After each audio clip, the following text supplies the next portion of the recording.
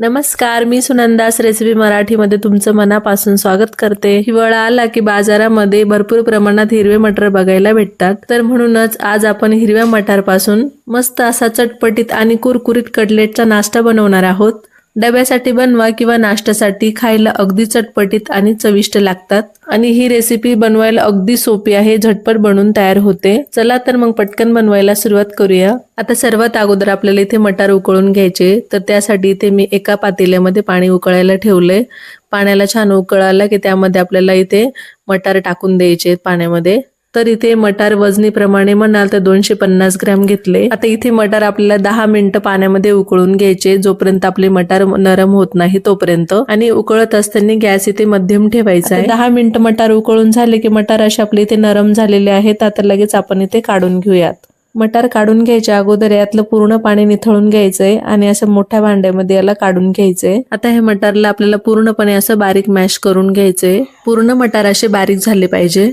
थोड्याच वेळात तुम्ही इथे बघू शकता मटार असे बारीक झालेले आहेत। आता लगेच आपल्याला यामध्ये 1 चमचा भरून बारीक चिरलेली हिरवी मिरची घालायची आहे। सोबतच अद्रक आणि लसूण आपल्याला 1-1 चमचा घालायचंय, ते पण असं बारीक चिरून घेतलेलं आहे। सोबतच आपल्याला मध्यम साईजचे ते बारीक कांदा कापून घेतलाय, तो पण आपल्याला यात घालायचा आहे।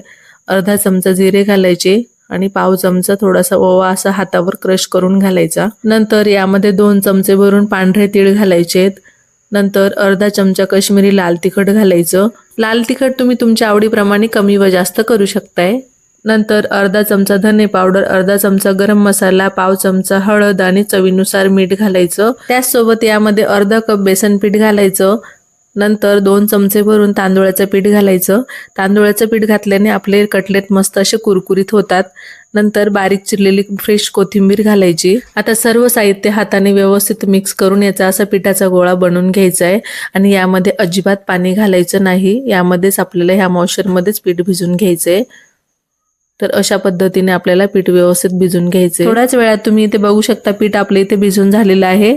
आपल्याला इथे जास्त घट्टही नाही आणि जास्त पातळही नाही असं इथे आपल्याला पीठ भिजून घ्यायचंय। कटलेट व्यवस्थित गोल आकारात बनवला जाईल असंच पीठ आपल्याला हवंय। आता काय करायचं, हाताला थोडंसं तेल लावून घ्यायचं आणि यातला छोटासा गोळा असा पिठाचा तोडून घ्यायचा। आता याचे मस्त गोल आकाराचे कटलेट बनवून घ्यायचे। मी दाखवते अशा पद्धतीने। आता इथे एक कटलेट बनवून झालाय, तर अशाच पद्धतीने आपण बाकीचेही कटलेट बनवून घेऊयात।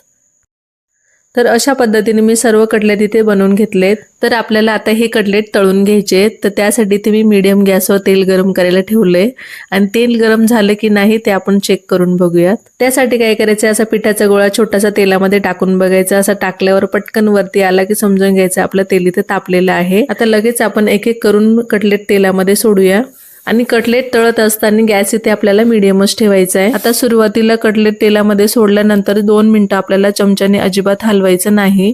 आता 2 मिनिटांनंतर झाऱ्याने असे आपल्याला कटलेट उलटपालट करत हलक्याच्या सोनेरी रंग येईपर्यंत आपल्याला तळून घ्यायचे। साधारण 5 मिनिटांनंतर तुम्ही इथे बघू शकता कटलेट असे मस्त सोनेरी रंगावर तळले गेलेत, मस्त असे कुरकुरीत झालेले आहेत। आता लगेच आपण हे कटलेट काढून घेऊयात।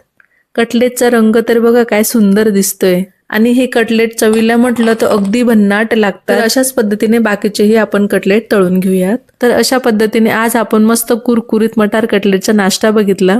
हे मटार कटलेट ना पटकन बनून तयार होतात, अजिबात वेळ लागत नाही आणि चवीला म्हटलं तर खूपच छान लागतात। एकदा जरी घरच्यांना हा नाश्ता तुम्ही बनवून खाऊ घातला ना तर घरचे तुम्हाला परत परत बनवायला सांगतील, चवीला इतका भारी लागतो। आता यातलं एक कटलेट मी तुम्हाला तोडूनही दाखवते।